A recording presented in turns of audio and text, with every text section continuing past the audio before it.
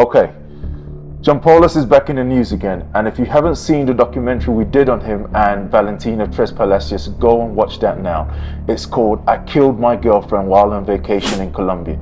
Now he's back in the news, he's back in court, and he's making statements, he's speaking to people, and John Poulous says that he's completely innocent of murdering his girlfriend Valentina Tres Palacios. He's made a couple of statements, and he says that he completely blacked out, he doesn't know what happened, and he's leaving it at that. Now, so let me know what you guys think. Do you think that this guy is completely crazy, or he's innocent and there's more to this story? Let me know what you guys think, and without wasting too much time, let's get straight into it. It's been 1 year since John Poulous was arrested for the murder of Valentina Tres Palacios, and so now this is where he calls home. And if found guilty, this is where he will call home for the next 40 to 50 years, in one of the most toughest maximum security prisons in the whole Latin America. It's called Cárcel La Picota in Bogota. And so for the first time since this horrific incident, John Poulous is finally providing us with his side of the story. They say that you're innocent till proven guilty, and every man deserves a fair trial. And so with this in mind, we listen closely to the words of John Poulous. And so over here he talks about, what he was coming to do in Colombia, if his intentions of coming to live in Colombia, because he had a long distance relationship with Valentina Tres Palacios, and how they were intending to make plans for the future. So let's listen to what he says about that. So Valentina and I plan to stay a few days and talk about our relationship together. As you may know, we had a long-distance relationship, and this is only my third time seeing her. So we plan to be together for a few days and decide if we would stay together or not. So now they asked him about his relationship with Valentina Tres Palacios. How was the relationship with her? And he says some very interesting things. Let's have a listen. Valentina and I met in March or April of 2022. We met on Tinder, and I had an offer on my Tinder profile that we'd go on vacation together. So we spoke for about a month, and then I came to Bogota. I was only here for about 12 hours. We went for dinner together. I went back to my hotel, and then we met at the airport, and we went to Cancun together. We spent about a week in Cancun. We did excursions every day, and really it was just a perfect week. The thing is, when we went, we agreed we would just go as friends. And that she had asked me if I had assumed that she had to have sex with me or anything like that, and I said no, I'm not some sex crazed animal or anything like that, and that we would just go as friends. Well, over the next couple days together, she wondered why I hadn't tried to kiss her, why I wasn't more close with her, and I said, well, I told you we were just going as friends, but she had told me that everything was good and she liked being with me. And after a few days, while we did excursions at night, we went out and partied. And when we did that, there's plenty of alcohol, and then sex afterwards. Yeah, so we had our time in Mexico, and then at the end of our trip, we discussed what would happen for the future and if we'd continue talking. We decided that we'd continue talking and decide if we'd want to have a long-distance relationship together, even though at the beginning we said we did want that. So after the trip, we continued talking. We talked every day. We'd send each other's pictures and videos, talk about our history, our family, that sort of thing. I met the family in Bogota in September. And during that time, pretty much every time I was with Valentina, we did a lot of we had a lot of alcohol, and we had a lot of sex. But overall, the relationship was, I'd say, a normal, long-term relationship.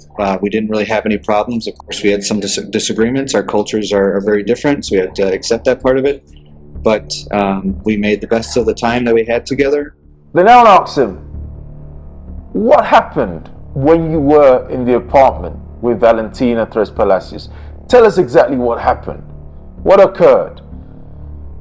So let's listen to what he says.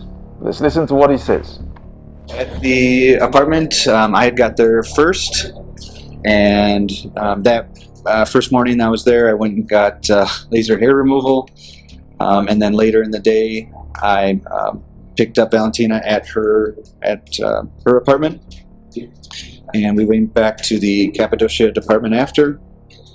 When we got there, we, I guess, first settled and then went out for dinner to a sushi restaurant. And then when we got back, we started drinking. So Valentina ordered limes and then a bottle of Don Julio to our apartment, and she hooked that up. And then she also ordered, through one of her contacts, she had tea delivered to our apartment. And there's a video of her going out to get the drugs. And I paid for them, but she had about 4 bags of tea is what she ordered from her friend. We started using the tea, we were drinking. We also had a hookah that I had bought last time I was here in September, and she brought that as well, so we had the hookah. So we did that after dinner.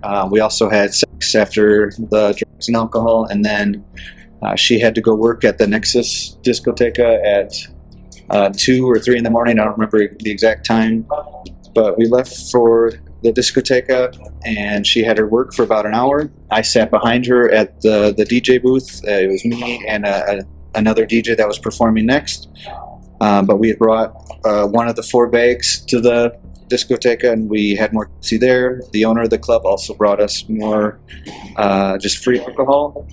And then after Valentina performed, her and I and the owner of the club and his wife and then one other woman, I don't remember her name or who she was, but the owner of the club shared his Tussie with us. And I remember that the Tussie we had was purple and his Tussie was like orange in color. But we essentially were drinking and doing drugs and talking the whole night, or the whole morning, I guess, at that point. And then my guess is between like 6 and 8 in the morning, we left the club. I just remember that it was still, like it was daytime out, there was full sunlight. And then we got into the Uber to go back to the Cappadocia apartment.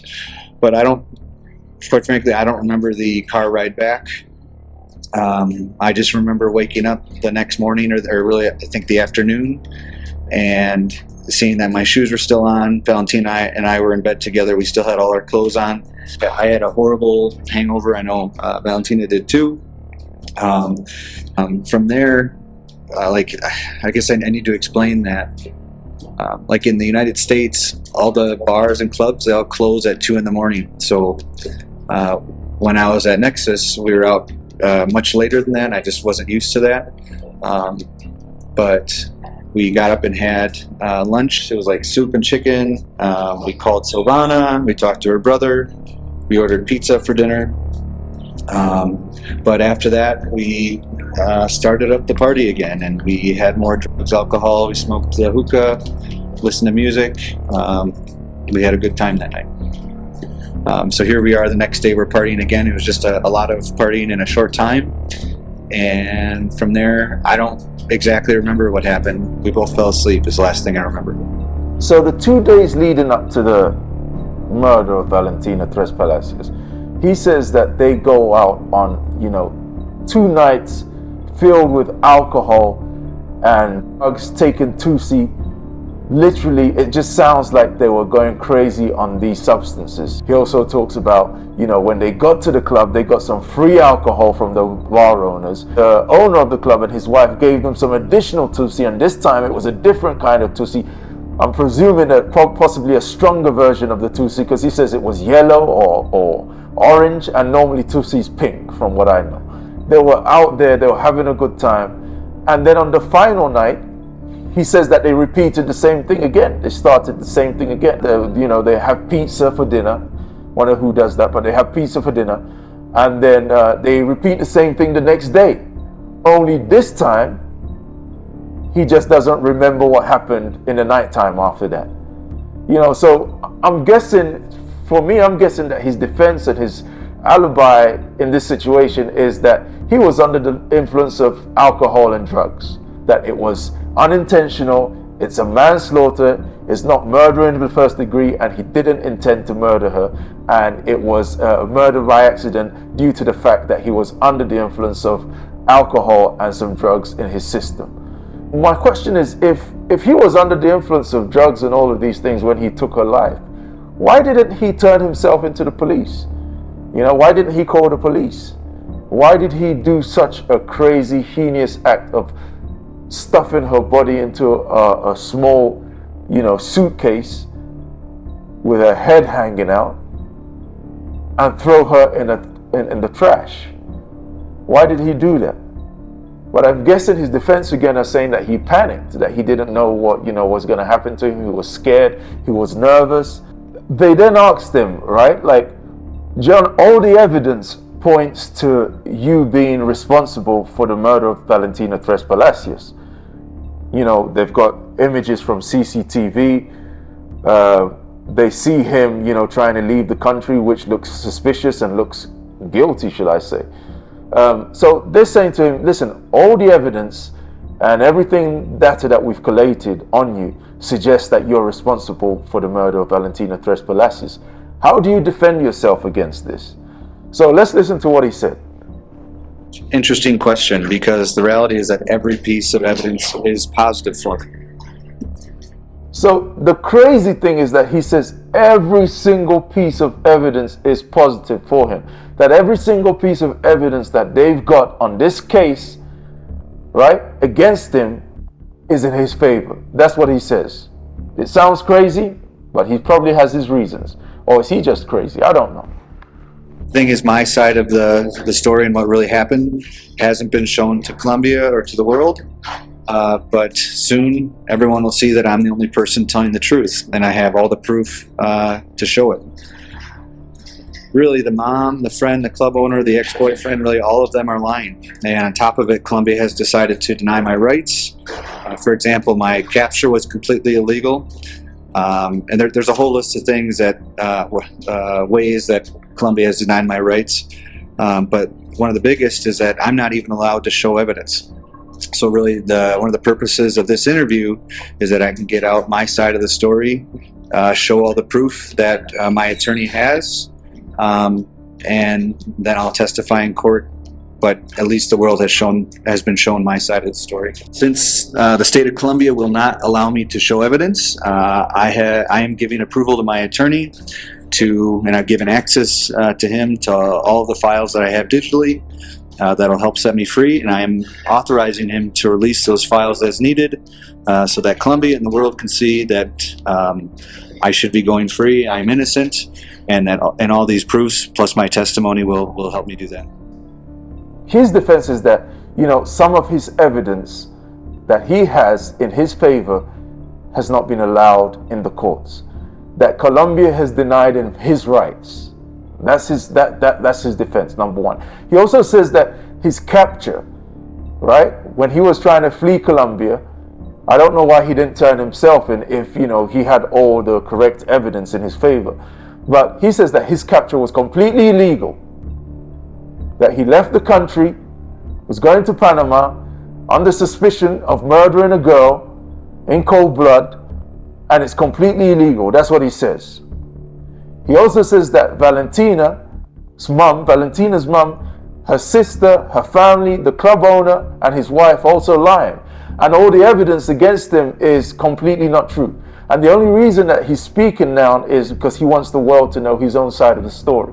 And Colombia is completely denying his rights. I don't know about you, but to me, this sounds absolutely crazy.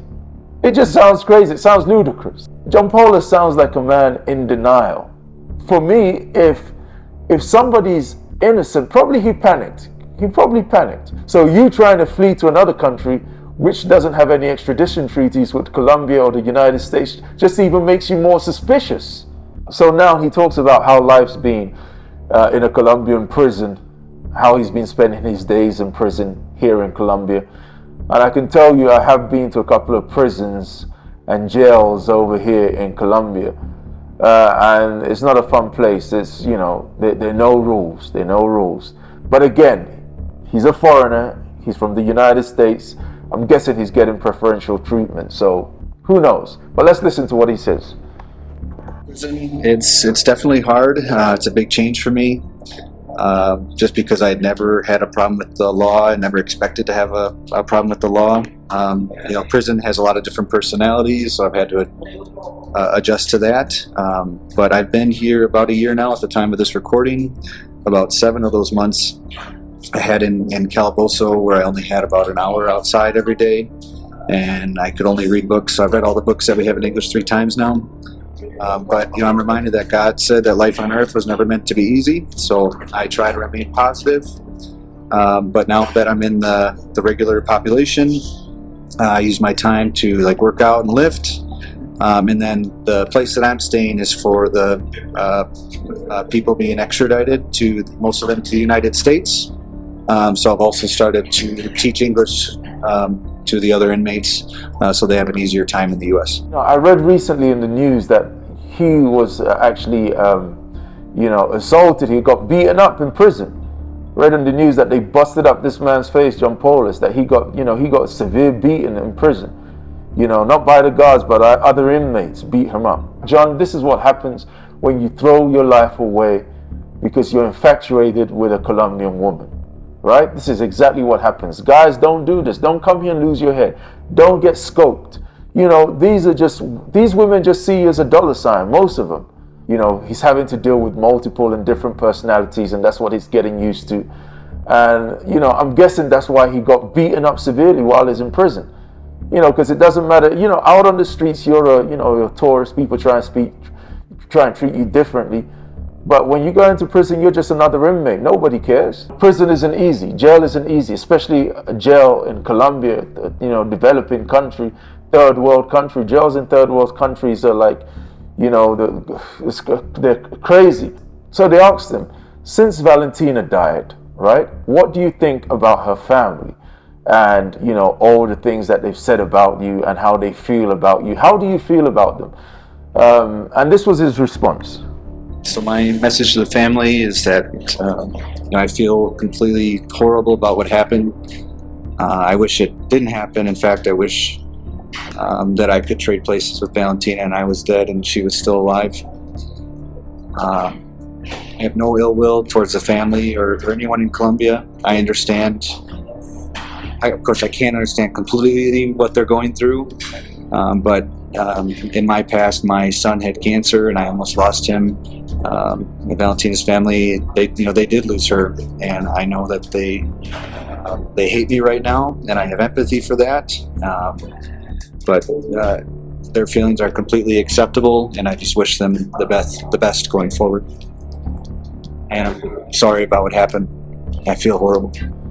His response is he's sorry about what happened. He feels really horrible, that he can empathize with it because he has a son who had cancer. He also says that he wishes he could trade places with Valentina, that he wishes he was dead and she was alive. So why did you kill her? You wished that, but you took her life. Why didn't you kill yourself? Why didn't you take your own life, John? So, sometimes people say things, but they don't really mean it. He says that he feels horrible and he completely understands and he accepts where the family's coming from, that they hate him. It's a crazy story. Very, very crazy story. A tragedy. Horrible. A family has lost their daughter. A young girl has lost her bright future, and a middle-aged man will be spending the rest of his life in a Colombian prison. Sometimes if it's too good to be true, then it probably isn't real. Valentina is, I think, a 19-year-old girl, or certainly in that age range, between 19 to 25, something like that. John Poulous is a 35-year-old man. Why would a 19-year-old girl be with a 35-year-old man? You just gotta, put 2 and 2 together. They don't want to hear the truth. They don't want to know the truth. But deep down inside, they know the truth. But I think when you get to a certain age, you've got to be realistic and you've got to think to yourself, what's in it for me and what's in it for them? If I wasn't in this situation and I had X, X, X, X, X, and Y and Z to offer, would she really be with me? Would she care for me? Would she love me? And when you make that assessment and you're true and honest to yourself, that should direct how you move ahead with that relationship. It just sounds like this was a guy who was, he made a terrible mistake, became infatuated with a young lady. He probably saw something which drove him crazy, and he took her life that night. No, I don't think this guy was in love. I think that he was just infatuated with her. Probably back in the States, he couldn't get this kind of woman. And now to have this young, beautiful, attractive girl in his arms, probably displaying and giving him all the signs that she's, crazy for him, even though possibly she isn't, he just got swept up in the moment. Let me know what you guys think. Do you believe John Poulous? Do you think he's completely innocent? Do you believe that there's more to this story, that indeed the Colombian authorities are against him and that's why they're not allowing him to submit certain evidence? Or do you just believe that he's completely crazy, he's local? Let me know what you guys think about this story. Right after this, I think I might add on, the Valentina Tres Palacios documentary, but if not, go click on it right now, go watch it, let me know what you think.